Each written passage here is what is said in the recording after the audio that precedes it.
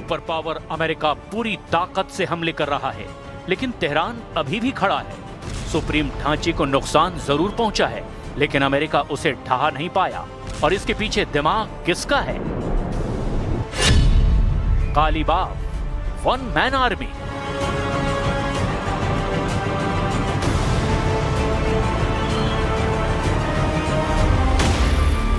पूरा नाम है मोहम्मद बाकर कालीबाफ, जो ईरानी संसद के स्पीकर हैं, जो फिलहाल नजर आते हैं एक पुल के तौर पर ईरान और अमेरिका के बीच। लेकिन उनकी बुनियाद से लेकर उनके निर्माण तक की प्रक्रिया ऐसी रही है कि जब जंग की सूरत पैदा हुई तो कालीबाफ बन गए ईरान के strategic commander. The Jerusalem post का दावा है कि कालीबाफ ही वो शख्स हैं जो 2026 के इस भयंकर युद्ध में ईरान की रणनीति को चला रहे हैं।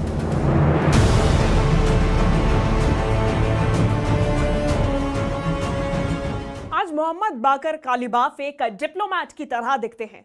पिछले 20 सालों से उन्होंने यही चोला पहना हुआ है।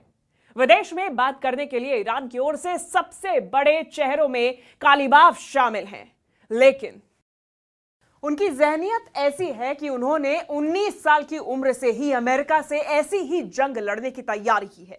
शुरुआत ही की बासीज फोर्सेस के कमांडर के तौर पर, जो बाद में IRGC के एयरफोर्स के कमांडर बने और आज की तारीख में ईरान की मिलिट्री काउंसिल के सदस्य हैं। भले ही ईरान के सुप्रीम ढांचे में मोहम्मद बाकर कालीबाफ का ओहदा तीसरे नंबर पर आता है।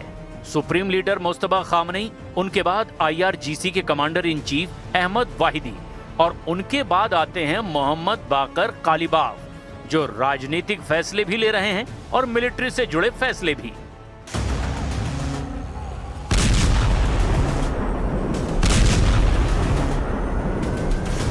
एक साल पहले ही यह तय हो चुका था जब अमेरिका ने ईरान के परमाणु ठिकानों पर हमले किए थे।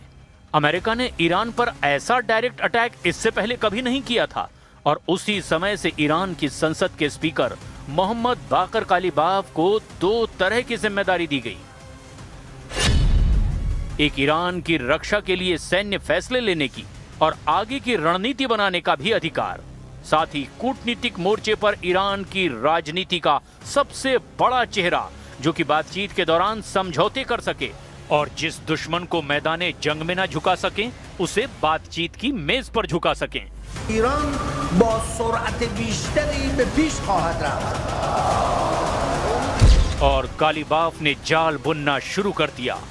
अमेरिका सोच रहा था कि वो ईरान के लिए जाल बुन रहा है और ईरान ने जिनेवा में बातचीत में फंसाकर तेहरान पर सरप्राइज अटैक किया और अली खामनेई समेत IRGC के कमांडरों को मार डाला।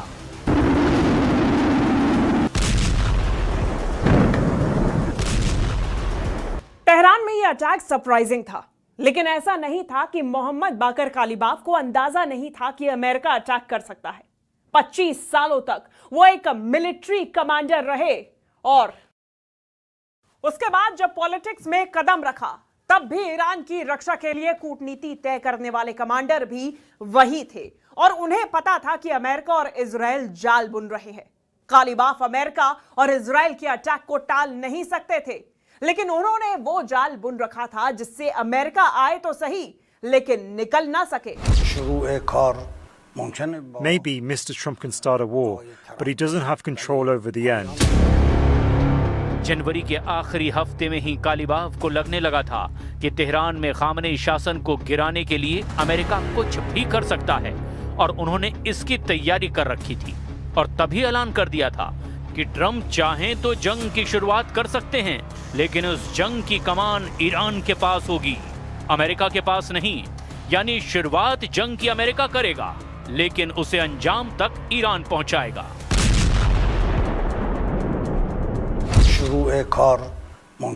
Maybe Mr. Trump can start a war, but he doesn't have control over the end. यानी आज जो हालात हैं उसे पहले ही मोहम्मद बाकर कालीबाफ ने देख लिया था। कालीबाफ की रणनीति और कूटनीति का ही ये नतीजा है कि आज ईरान को अमेरिका के सामने झुकना नहीं पड़ रहा है। जंग शुरू करने वाले डोनाल्ड ट्रंप मजबूर नजर आते हैं। अमेरिका जंग खत्म करने के लिए बेताब दिखाई देता है। ईरान चुनौती दे रहा है कि वो महीनों जंग लड़ सकता है। तेहरान ऐलान कर रहा है कि शर्तें एक तरफा नहीं हो सकती। आज बातचीत की मेज पर ईरान का पलड़ा ज्यादा भारी दिखता है। अली खामनेई की मौत के बाद मुस्तफा खामनेई सुप्रीम लीडर बनाए गए हैं। हुसैन सलामी और मोहम्मद पाकपौर के मारे जाने के बाद अहमद वाहिदी IRGC के कमांडर इन चीफ बनाए गए हैं। लेकिन फिलहाल ये साफ दिख रहा है कि ईरान की स्ट्रेटेजिक कमांड मोहम्मद बाकर कालिबाफ के हाथों में है। कालिबाफ ने एक किला तैयार किया है जिसमें सैन्य ताकत की फौलाद के साथ भी शामिल है सरकार के सिस्टम की कंक्रीट, जिसके आगे दुनिया की सबसे बड़ी ताकत को भी बार बार झुकना पड़ रहा है।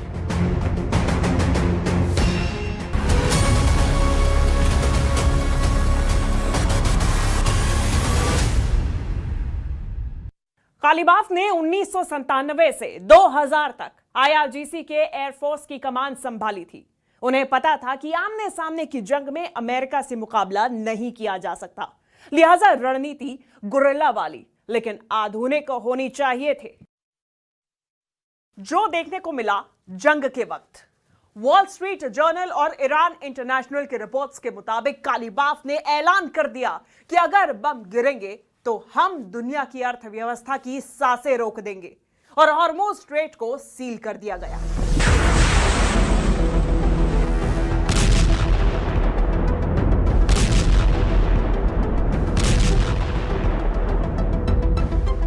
हॉर्मुज के बंद होने से पहले ही अमेरिका ने शातिर चाल चली।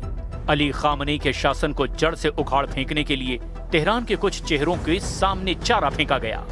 कुछ रिपोर्ट्स के मुताबिक अमेरिका तेहरान में नई सरकार बनाने के लिए मोहम्मद बाकर कालिबाफ को ऑफर दे चुका था। But we're dealing with the man who I believe is the most respected and the leader. You know, it's a little tough. We've wiped out everybody. Is that the supreme leader? No, not the supreme leader. Trump क्या कहना चाहते थे ये तो साफ नहीं है, लेकिन अंदाजा लगाया जाता है कि ईरान के सबसे बड़े राजनीतिक चेहरे को टारगेट किया जा रहा था। दुनिया के सामने अपनी इमेज बचाने के लिए ट्रंप दावे कर रहे थे कि वो बहुत जल्द ईरान को खत्म कर देंगे और उनके पास एक ग्रेट डील आने वाली है। लेकिन हकीकत में ट्रंप कालिबाफ के बिछाए जाल में फंस चुके थे। محکم این کار رو دنبال میکردیم. امروز هم محکمیم. یعنی ما امروز هر لحظه در لحظه اگر دشمن خطایی بکنه و اقدامی انجام بده، چون ما به دشمن هیچ اعتمادی نداریم.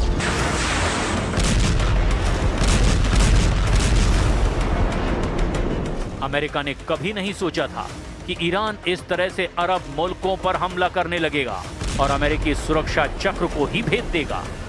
अमेरिका ने इसके लिए 2025 में एक टेस्ट किया था। ईरान के परमाणु ठिकानों को निशाना बनाया गया और ईरान ने कतर में अमेरिकी बेस पर हमला कर दिया था। –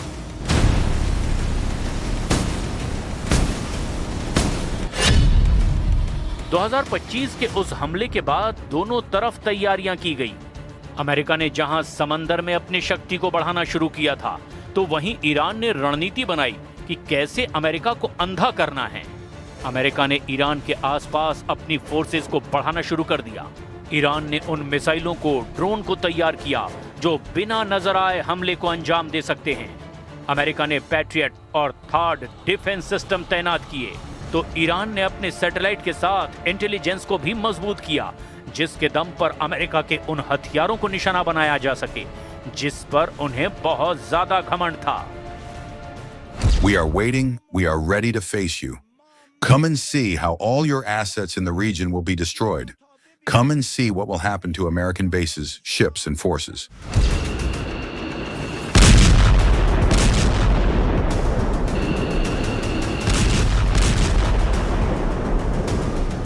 पहला हमला किया अमेरिका ने, लेकिन कालिबाफ ने सही में वो जाल तैयार कर रखा था जिससे अब अमेरिका के लिए निकलना मुश्किल हो गया। उस जाल को देखिए।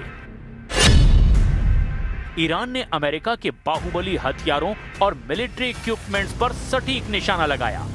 इजराइल के 7 लेयर के रक्षा कवच को भेद डाला। हाइपरसोनिक और बैलिस्टिक मिसाइलों की ऐसी दहशत पैदा की कि अमेरिकी नौसैनिक जहाजों को ओमान की खाड़ी से आखिरकार भागना पड़ा। F-35, F-15E, MQ-9 को भी मार गिराया। हार्ड और पैट्रियट डिफेंस सिस्टम को तबाह कर दिया। ईरान के शाहिद ड्रोन ने तो खलबल ही मचा कर रख दी। अरब मुल्कों में शाहिद ड्रोन दहशत बन गए। हॉर्मुज़ बंद हुआ तो कुछ ही दिनों में अमेरिका सीज फायर की बात करने लगा और पाकिस्तान में बातचीत तक करने के लिए पहुंच गया। कालीबाफ के शैडो कंट्रोल ने अमेरिका को बता दिया कि वो अपने किसी मकसद में कामयाब नहीं हो पाया। ना तो अमेरिका रजीम चेंज कर पाया, ना ही ईरान की नौसैनिक, हवाई और सेना की ताकत को खत्म कर पाया, ना ही ईरान से यूरेनियम हासिल करने में कामयाब हुआ और ना ही उनके मिसाइल कार्यक्रम को खत्म कर पाया, ना ही ईरान को दुनिया की नजर में विलन साबित कर पाया, बल्कि खुद अमेरिका की छवि खराब होने लगी। यानी कालीबाफ की रणनीति काम कर रही थी और अमेरिका ऐसे जाल में फंस गया कि छटपटाना मजबूरी थी, निकलना मुश्किल। They have no navy, they have no air force, they have no leaders, they have no nothing. Iran wants to make a deal, and we're dealing very nicely with them. And we're not finished. We'll see what happens. Yes, no firing, ceasefire, no more firing. Let's see. We hope that happens. It's not going to happen between them. Trump सिर्फ धमकियां देते रहे, जबकि मोहम्मद बाकर कालीबाफ की कही हर एक बात सच साबित होती जा रही थी। इस्लामाबाद में अमेरिकी डेलीगेशन के साथ हुई बातचीत के बाद सीज फायर तो हुआ, लेकिन लेबनान में इजराइल ने अपने हमले जारी रखे। ईरान की ओर से कालीबाफ ने फिर मोर्चा खोल दिया और अमेरिका को आखिरकार झुकना पड़ा। हिजबुल्लाह पर हमले रुक गए। अमेरिका यूरेनियम ले जाने की बात करने लगा तो ईरान ने कह दिया ऐसा नहीं होगा। हॉर्मुज़ बंद था तो अमेरिकी नेवी ने डेरा डाल दिया और बात फंसने लगी और सीज फायर की तारीख खत्म होने लगी। लेकिन ईरान पीछे नहीं हटा और कालीबाफ ने साफ कर दिया कि अमेरिका की दादागिरी नहीं चाहिए। اگر امروز در تنگه هم ترددی داره انجام میشه و پیش میره، ما کنترل تنگه دست ماست. الان اینا 2 روز 3 روزه آمدن محاصره کردن. محاصره یعنی چی؟ یعنی همه بیان برن ایران نره. عجب تصمیم ناشیانه و نادانی. خب اگر اینجا تنگه هست، ما هستیم و همه اونهایی که از اینجا میخوان برن همه برن، ما نریم، مگه یه امکان پذیره؟ این هم اشتباه رو اشتباه. अमेरिका ने नाकाबंदी की घोषणा कर दी। ये एक भद्दा और नासमझी भरा फैसला है। दूसरे देश तो हॉर्मुज़ स्ट्रेट से गुजरते हैं, लेकिन हम नहीं। ये नामुमकिन है। मैंने अमेरिकी डेलीगेशन से साफ कह दिया है कि अगर उनका माइन स्वीपर अपनी जगह से 1 इंच भी आगे बढ़ा तो हम यकीनन गोली चला देंगे।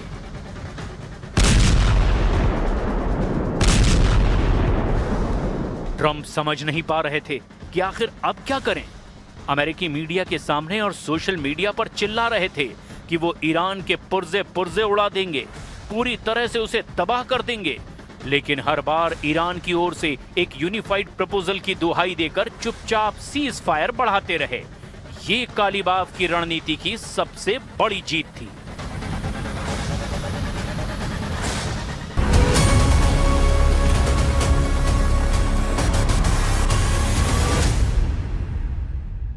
कालीबाफ के 2 चेहरे हैं और ये उसी की जीत थी। एक्सियोस की रिपोर्ट के अनुसार वाहिदी और उनका गुट लगातार ये शोर मचा रहा था कि अमेरिका से कोई बात नहीं होनी चाहिए, लेकिन कालीबाफ का गेम अलग था।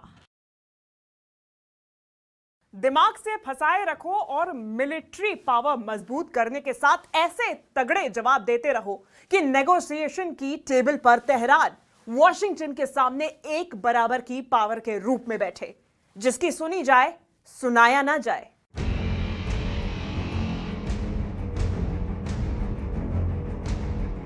यही वो समय था जिसके लिए कालीबाफ को तैयार किया गया था। कुर्दिश पिता और पर्शियन मां के इस बेटे ने शुरुआत से ही अपनी जिंदगी अपने कौम के नाम कर दी थी। आज जो ईरान सरेंडर करता हुआ नहीं दिखाई दे रहा, उसके पीछे ऐसी ही सोच है जिसके लिए सरेंडर करना किसी जोर जबरदस्ती के आगे सिर झुकाने से बड़ा गुनाह कुछ भी नहीं। इसीलिए मोहम्मद बाकर कालीबाफ सिर कटाने को तैयार हैं, लेकिन झुकने को बिल्कुल नहीं। فرزندگانم بدون شک هیچ توفیقی برای من جز شهادت نیست. بدونید امروز چه کاغذهای مذاکره چه کاغذ نقشه میدان جنگ هر دو برای من یکیه.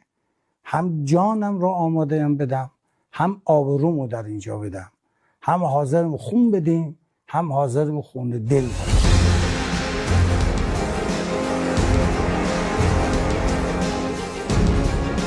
समझिए कि कालीबाफ की ट्रेनिंग आखिर कहां हुई। 1979 जबकि इस्लामिक क्रांति की जीत हुई और ईरान में तख्ता पलट हुआ, अयातुल्ला खुमैनी के हाथों में कमान आई। कालीबाफ उस इस्लामिक क्रांति में खुमैनी के एक वफादार कमांडर थे जिनकी मिलिट्री और राजनीतिक दोनों समझ इतनी बेहतरीन थी कि महज 19 साल की उम्र में खुमैनी ने उन्हें बासीज का कमांडर बना दिया था। چند سالتونه؟ 43 سال. 43 سال؟ بله. پیر شدین؟ نه آخر نمیدونم آقا، ما سردارا بود تیم حالا جنرالایی که تو کشور دیگه میبینیم معمولا مسن‌تر از این قضیه. ما روزی که خرمشهر شما بودین 19 سالم بود. شوخی میکنین؟ نه خیر. وقت چی بودین؟ بسیج بودین؟ چی سرباز؟ بسیجی که ایشالله حتما بودیم. نه حالا یعنی منظورم تو به هر حال توی گروهی بودید پاسخ؟ بله نه خیر، من فرمانده بودم موقع. من 20 سالتون بود؟ بله 20 سالم بود.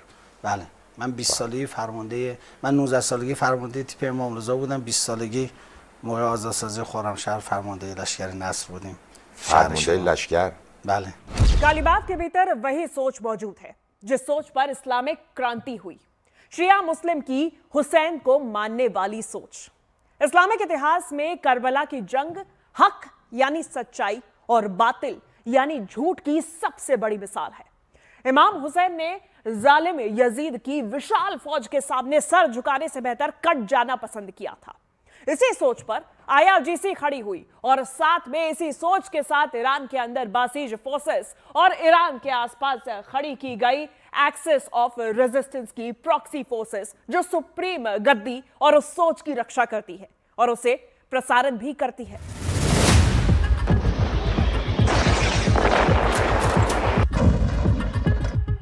जाहिर है सोच को मारना सबसे मुश्किल काम है। बमों से इमारतें तबाह की जा सकती हैं, लाशें बिछाई जा सकती है, लेकिन सोच से जुनून को नहीं मारा जा सकता।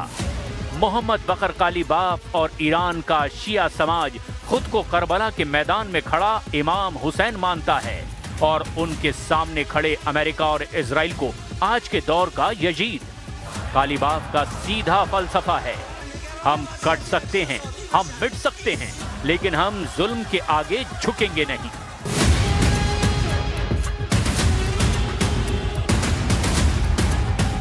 IRGC की कुड्स फोर्स के कमांडर कासिम सुलेमानी, जिन्हें साल 2020 में इराक में अमेरिकी ड्रोन हमले में मार दिया गया था, उन्होंने खुमैनी और खामनेई के उस मास्टर प्लान को अंजाम दिया और तय किया कि अगर दुश्मन सरहदों पर मजबूत है तो जंग को दुश्मन के घर तक ले जाओ। IRGC ने अरबों डॉलर का फंड लगा करके लेबनान, यमन, इराक और फिलिस्तीन में अपने लड़ाकों और प्रॉक्सी का एक ऐसा भयंकर नेटवर्क तैयार किया जिसे आज दुनिया एक्सिस ऑफ रेजिस्टेंस के नाम से जानती है। आज कालीबाफ इसी एक्सिस ऑफ रेजिस्टेंस का इस्तेमाल कर रहे हैं अमेरिका और इजराइल को झुकाने के लिए। ईरान की आवाम के पास खाने की कमी थी, नौकरी नहीं थी, महंगाई चरम पर, लेकिन ईरान ने मिसाइल्स बनाई, ड्रोन बनाए, परमाणु बम बनाने की जुगत में लगा रहा। अमेरिका से प्रतिबंध पर प्रतिबंध लगता रहा, लेकिन ईरान का पॉलिटिकल सिस्टम अपने मकसद से हिला नहीं। और IRGC ने भी एक्सिस ऑफ रेजिस्टेंस को फंडिंग की ताकि जब यजीद हावी होने लगे तब लड़ने के लिए तैयारी पूरी हो। यह कालीबाफ की तैयारी थी जो आज भी कह रहे हैं, कष्ट सह लो, दर्द और खून को बर्दाश्त कर लो, क्योंकि झुकना नहीं है और अपनी सभ्यता को भी बचाना है।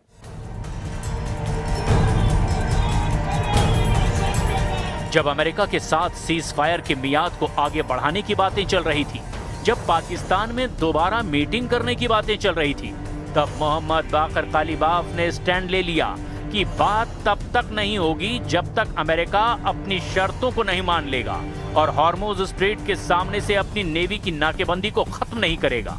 और इतना ही नहीं, तेहरान की सड़कों पर IRGC ने अपनी सबसे खौफनाक मिसाइल खुर्रम शहर 4 लोगों की भीड़ में उतार दी। फतह मिसाइल की भी परेड निकाली और कट्टरपंथी समर्थकों ने तो नारे लगाए, है हाथ में नाल जल्ला, यानी हम अपमान कभी स्वीकार नहीं करेंगे।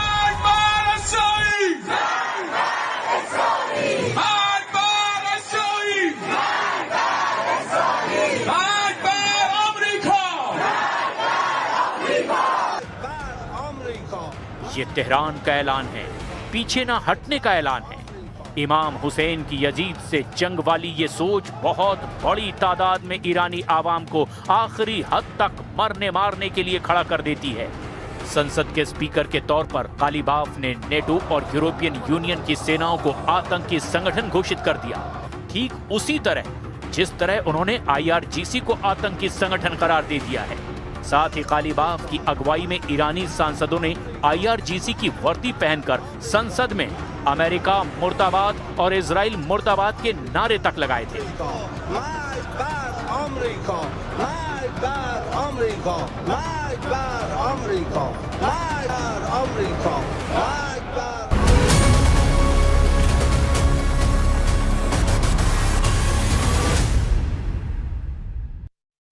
वक्त भले ही तय नहीं था, लेकिन जगह तय थी और ये जंग तय थी। कालिबाफ को ईरान की सुप्रीम लीडरशिप ने इसीलिए दो धारी तलवार की तरह तैयार किया। एक वो जो कूटनीति से टाइम बाय करता है और डिफेंस तैयार करता है, और दूसरा जो हर सैन्य रणनीति का माहिर है, बासीज से लेकर नस्र तक और खत्म अल अंबिया तक। राजनीति में PhD करने वाले कालिबाफ को सारे दांव पेच आते हैं।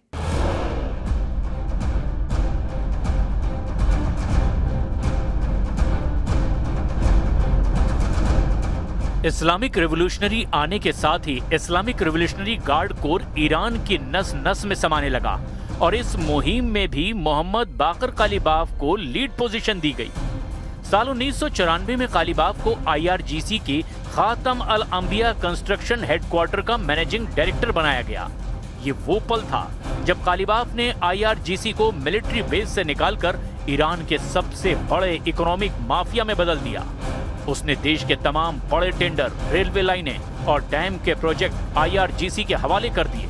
लेकिन कालिबाफ को यही नहीं ठहरना था। साल 1997 से 2000 तक कालिबाफ IRGC की एयरफोर्स, जो कि अब एरो स्पेस फोर्स कहलाती है, उसके कमांडर बनाए गए। तब ईरान की वायुसेना कबाड़ हो चुकी थी। द स्ट्रेटेजिक आर्किटेक्ट रिपोर्ट का दावा है कि कालिबाफ ने ही ईरान की युद्ध नीति को पूरी तरह से मिसाइलों और ड्रोन्स की तरफ मोड़ा, जिसकी वजह से आगे चलकर ईरान ने घातक ड्रोन्स की फैक्ट्री लगाई, हजारों मिसाइलों का अंडरग्राउंड भंडार तैयार किया।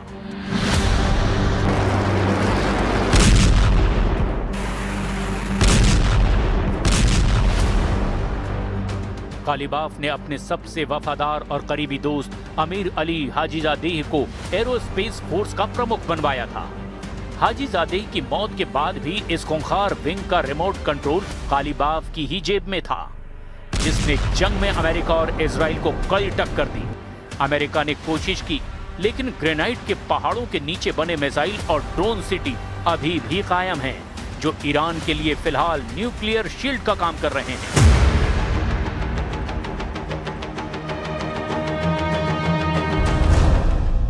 सैन्य ताकत बढ़ाने के साथ साथ कालिबाफ ने तेहरान मॉडल भी तैयार किया है। वो मॉडल जिसके जरिए कालिबाफ सुप्रीम कमांड के आसपास मौजूद रहे और एक जाल तैयार करते रहे। 2005 में वो राजनीति में घुसे और तेहरान के मेयर बने। 2005 से 2017 तक कालिबाफ तेहरान के मेयर रहे। ईरान के सिविल एडमिनिस्ट्रेशन और सरकारी दफ्तरों में IRGC के पूर्व और वफादार अफसरों को घुसाया। डेवलपमेंट के नाम पर अरबों डॉलर का नेटवर्क खड़ा करके IRGC की फंडिंग जारी रखी, जिसे IRGC ने मिसाइलों और ड्रोन बनाने में खर्च किया।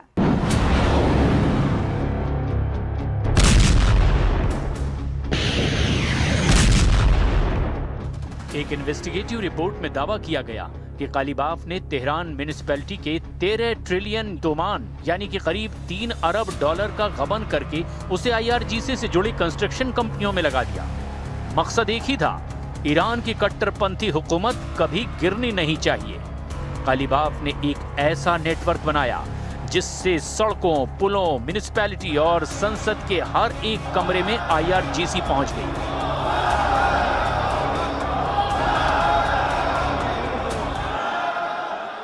राजनीति में घुस चुके कालीबाफ ने आगे चलकर राष्ट्रपति का चुनाव भी लड़ा, लेकिन कालीबाफ को जीत नहीं मिली। फिर सत्ता के शीर्ष के दूसरे सबसे ताकतवर दरवाजे को तोड़ा। 2020 में ईरान की संसद यानी मजलिस के स्पीकर बन गए और यहां आते ही कालीबाफ ने नेशनल और इंटरनेशनल स्तर पर तेहरान मॉडल को लागू किया। ईरानी संसद भी IRGC का एक्सटेंशन बन गई। मोहम्मद बाकर कालीबाफ ने ईरान को एक ऐसे चक्रव्यूह में बदल दिया है जिसका डिजाइनर भी वो खुद हैं और उसके सबसे खूंखार पहरेदार भी।